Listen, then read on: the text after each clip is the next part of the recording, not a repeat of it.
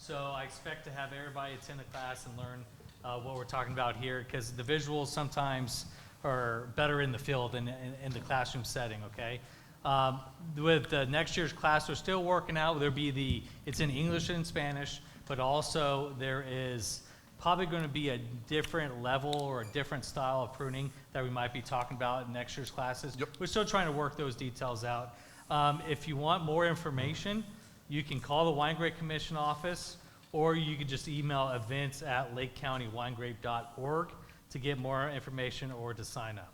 Okay, now with that, my first question is going to be to y'all two over here. How were we as students? Do you feel like we actually learned from what you were trying to teach to us, or did we get a passing grade here? Were we successful in learning your style out in the field? Well, I'll let the answer to this question on Professor Jett. Absolutely. I think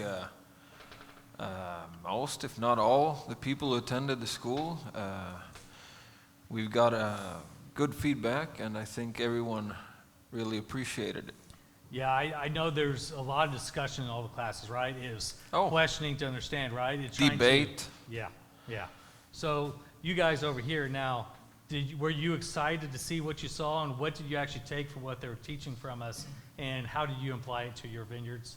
Chris, you want to start off, or Bruce, or Tony?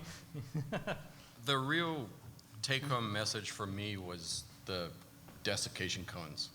I think the root of all our pruning issues is from that.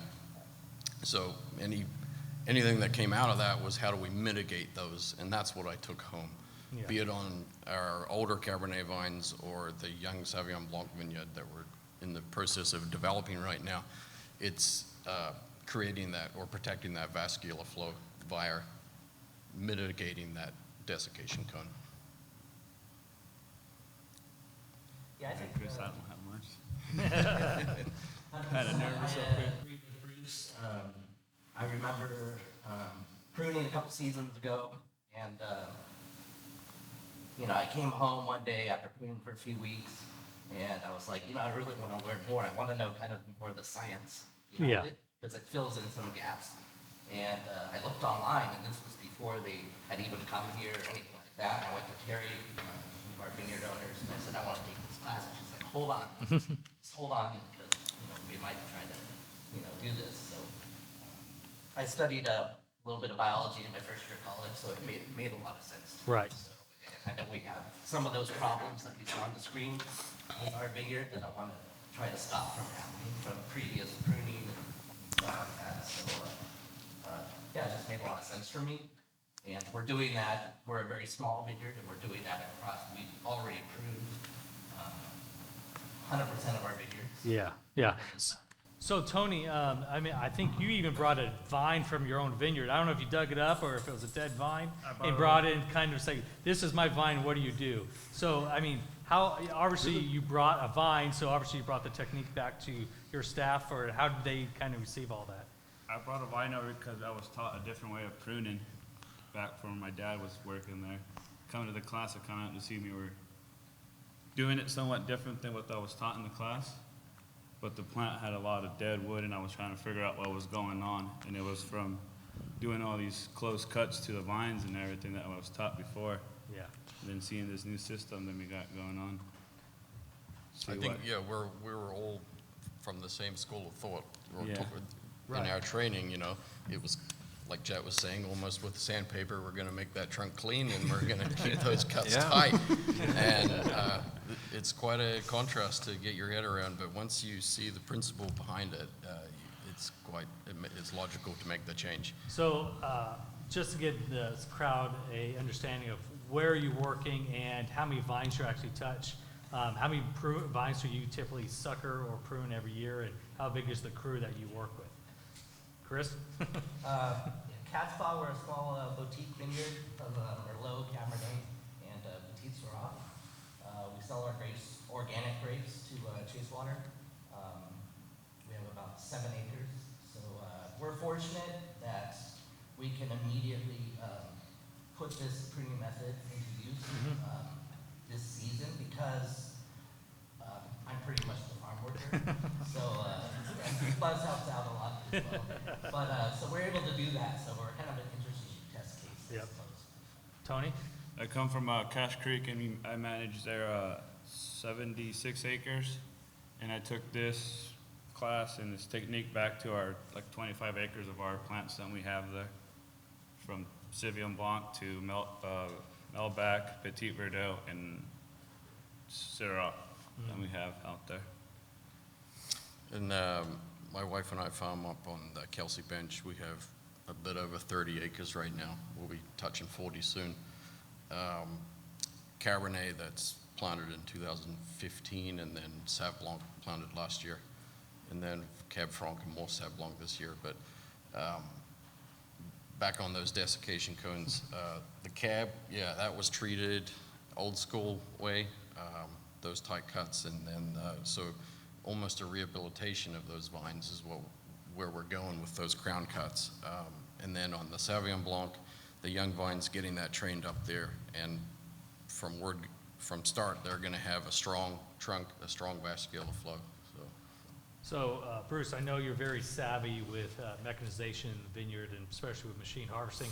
How do you see this pruning kind of helping with machine pruning, not machine harvesting, going in the future? Short shoots, weak shoots are definitely a challenge when it comes to machine harvesting. Two things: short shoots don't lignify very quickly compared to a strong cane, so immediately it's a little more brittle. So you're trying to remove fruit off of a short shoot that's weak to begin with, you end up with a broken position. The other part of that is machine harvesters will take everything that those bow rods touch. So if you're looking for fruit uniformity, ripen uniformity, then having strong shoots that are all evenly vigorous is the key to having high quality fruit. Yeah. So, can you all tell me of some other success stories you've had, not in Lake County or in the world, or what you've seen that motivate you to keep on wanting to do this, or anything out there that's, is a great story that you want to tell?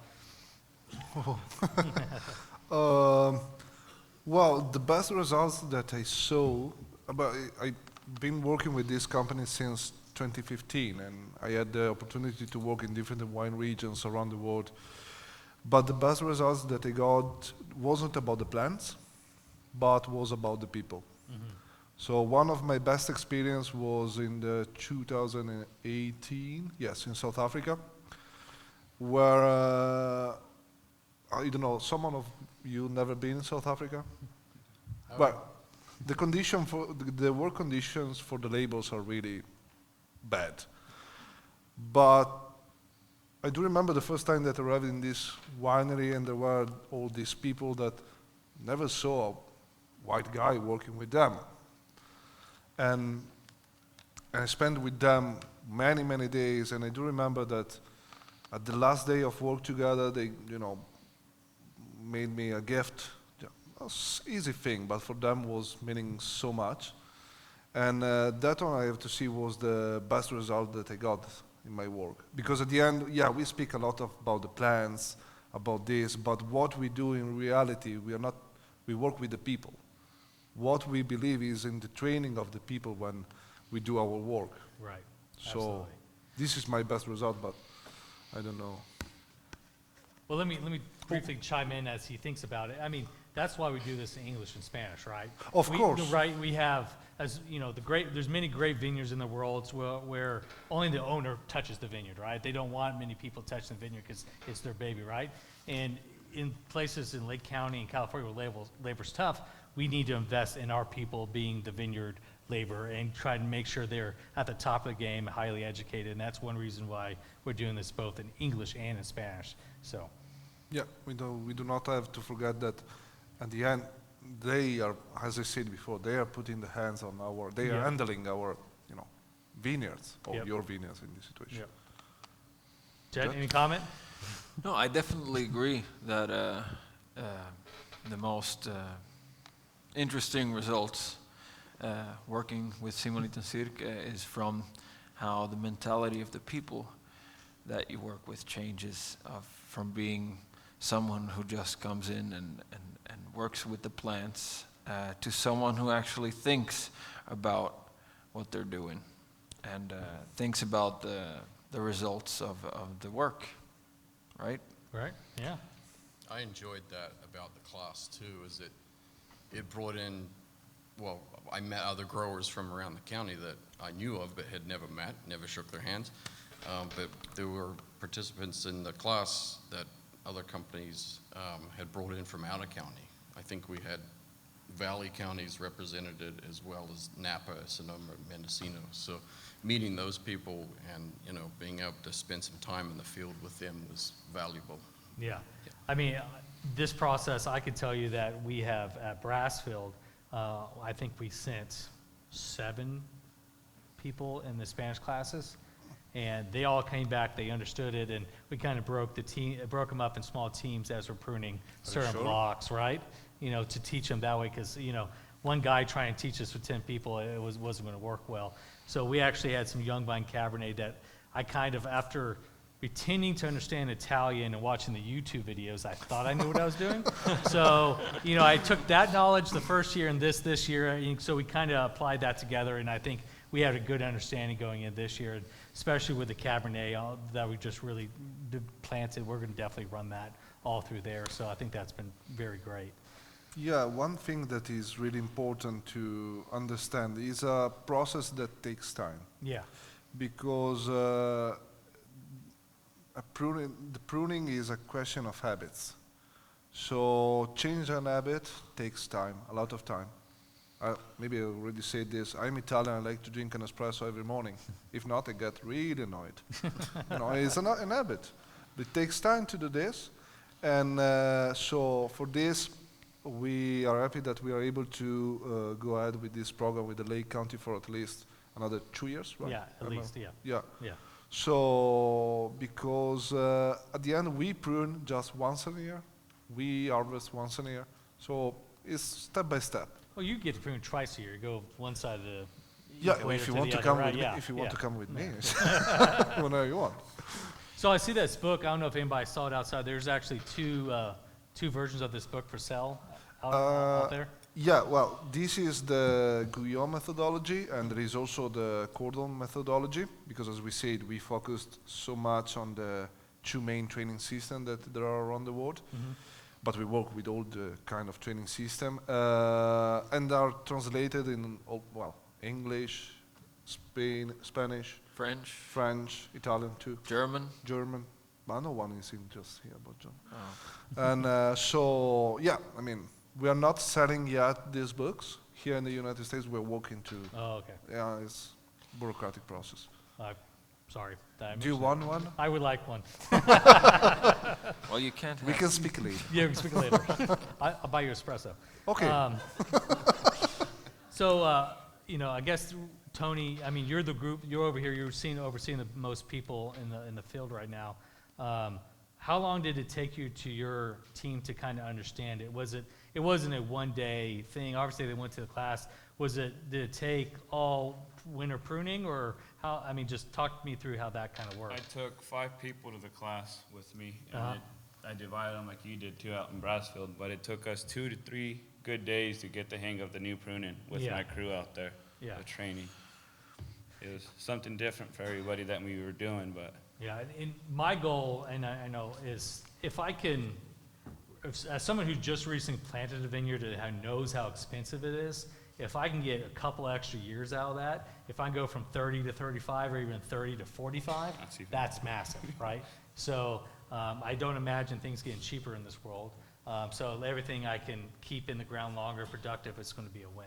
So, all right, any more questions from you guys? Want to say anything? I can just add something. So,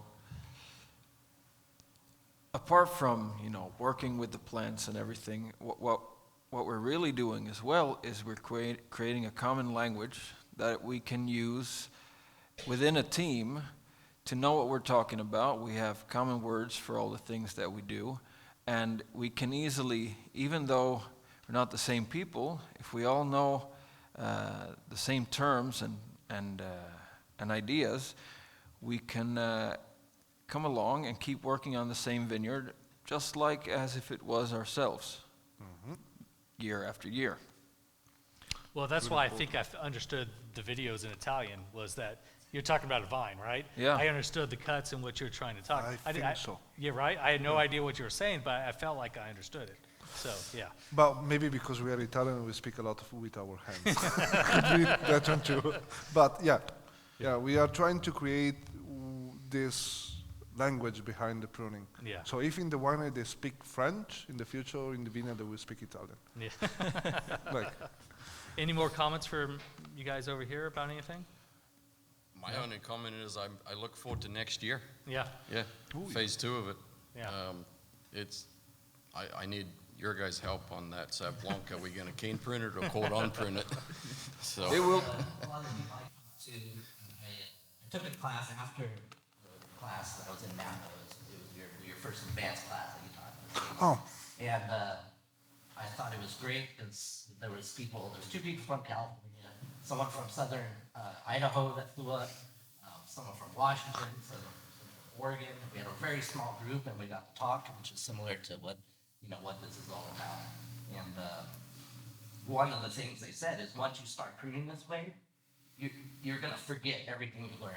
And you're gonna prune this way because it just makes sense. Yeah. Yeah. All right. Any questions from the crowd out here? Okay. Oh, we do have one. Sorry. So I am not in the grape industry, and I took the class because I just bought a couple of grape plants. And going out in the field and seeing, how do I politely say it, the wrong ways of pruning, so to speak. And from the winter class that we took on the actual pruning of, I'm going to get the terms wrong, the canes, I guess. I could see what we were doing then, but when it came to springtime and when we started seeing all the new shoots start to grow, everything just came together and you could see that the plants that we worked on were actually already healthier. And you could see why with Jett's training, he was awesome out there. He answered everybody's questions. And I really look forward to an advanced class. And Deborah, are you up there? There you are. A suggestion of a class, if they continue to do this, would be a lot of vineyards are still grading the ground and starting new plants. If we could get a class on how to go from these little teeny plants and then how to train them into the actual grape, the cordon, I don't know. Training a vine. The vineyards. Yeah, The vineyards. that would be an awesome class, I think. Thank you. My name is Nicole Flora. I'm with the Lake County Economic Development Corporation, and my question kind of goes back to what your comment was about your investment into the fields and how you might be able to see a longer productive life from the vineyards. About how many of the grape growers in Lake County are taking on this new method, and if you were to extrapolate like what your savings are going to be for the industry and how it might impact you in the long term, what are we talking about here? And Yeah, is this potentially good news for the industry? Yeah, I can answer broad strokes. Okay, so the goal of the 3 years, I would say it'd be great if we can get nearly every grape owner to the class, right? That's a goal, right?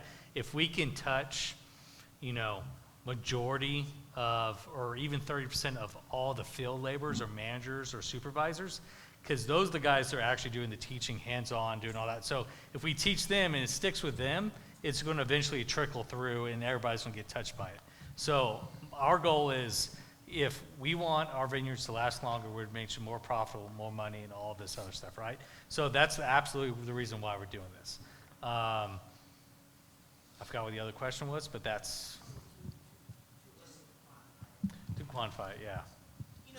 What does it look like over the long term for potential future investment? And, if it goes as as planned, how much money could you potentially save? I mean, planting a vineyard is expensive. I mean, I would say if it's just raw land, without removing, just going in it, it could be as little as, 15 to 25. If you're going all out, clearing land, ripping out another crop, and what all this, it could be up to $50,000 an acre. So, I mean, you're talking about, or even more than that. I mean, I know Bruce might have some If more you recent numbers than I do. Look at it over the 3 years of development before you're in production phase. It can easily touch 45 to 50K Yeah. an acre. Yeah. So, I mean, if you're looking at that, the longer you push that out, the better you are, right? And that's today's prices. And 10 years ago, when I first got here, it was probably a fraction of that. You Yeah, know? when we planted our Cabernet, the price of steel, trellis material, was half what I paid last year. Yeah. Yeah. So, a lot. Bill, you weren't in the class. I know, I wasn't Yeah, in right? the class. I have my vineyard pruned by, vineyard management. Have we trained any of the vineyard management to take a look at this new way? I'm sure some of the vineyard management companies, I know some of the vineyard management companies were involved, but I can't tell you exactly who was there. But yes, like we said, ideally you would come and then you could tell your vineyard management company, this is what, we should This do, is what's Yeah, expected. I'm a gentleman farmer, I don't do that. I think vineyards that don't have their own management company that fall into a spectrum, maybe 10 acres, maybe somewhere around there, you're going to really have to demand it. I think otherwise you're at their whim at the moment right now. I'd Yeah. like to add something about this. So,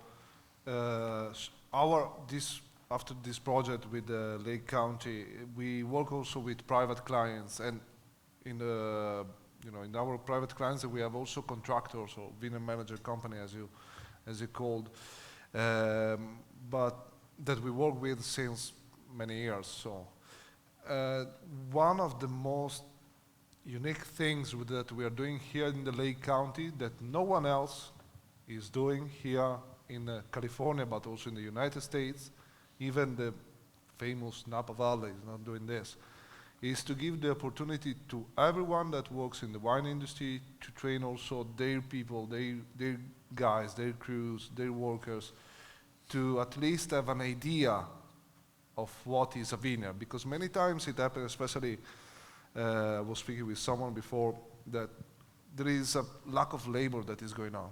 Mm-hmm. We need to bring people from mainly Mexico to get the laborers to do all our works. And most of the time, these people, they don't even know what is a vineyard. They don't even know what is a vine.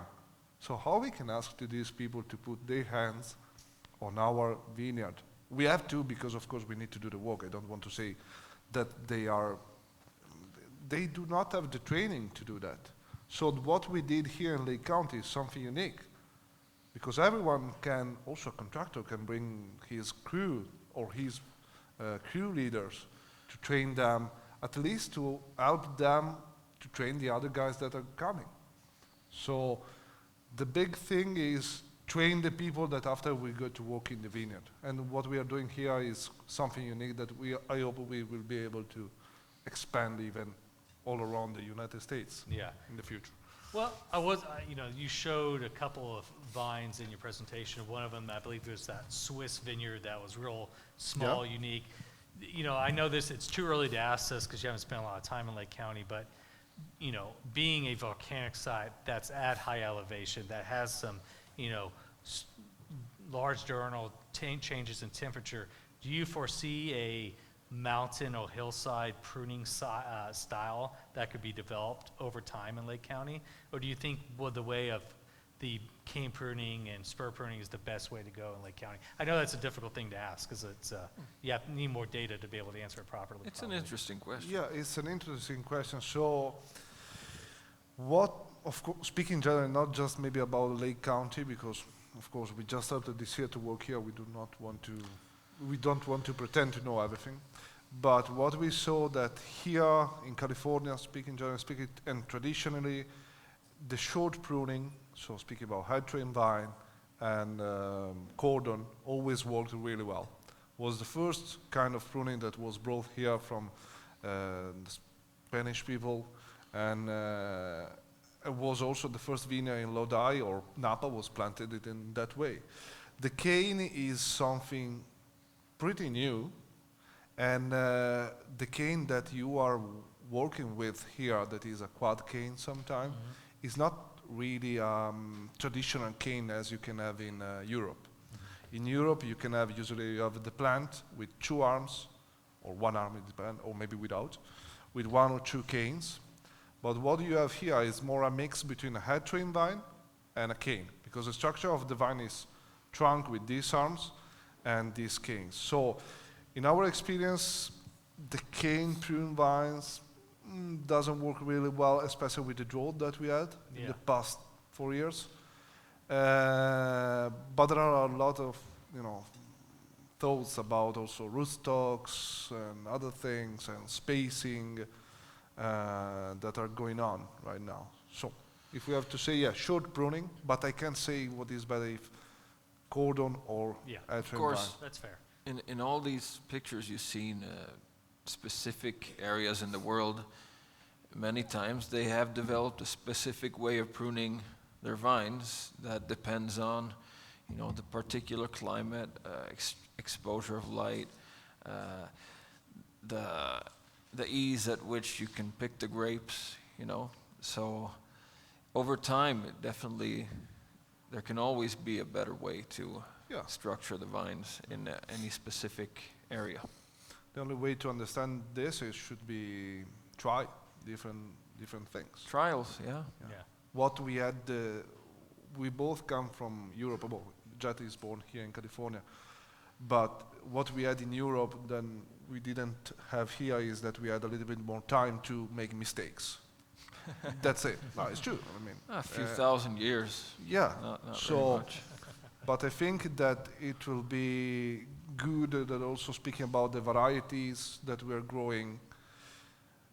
Yeah, one thing is, there is Cabernet Sauvignon everywhere. I understand why, because it's one of the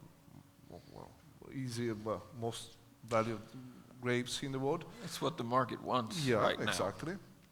But also find the variety that is working better for here and, make the best out of from that variety. That maybe is not Cabernet Sauvignon or Chardonnay or Sauvignon Blanc. Maybe is Something we don't something know. that we don't know. But So continually research, what potential does... Yeah, I think that we got out a little bit from the question. All right. Sorry. No, you're good. You're good. Thank you all for coming up and being a part of the panel. Chris from Catspaw, Tony from Cache Creek, and Bruce from... Don't even try. Okay. I'm teasing. Merrilees Precision Farming. There you go. There we go. Thank you. And Jacopo and Jett, thank you for everything, and we Thank look you. forward to work for you going forward. So, thank you all. Thank you you very all. much. Thank you. Yeah.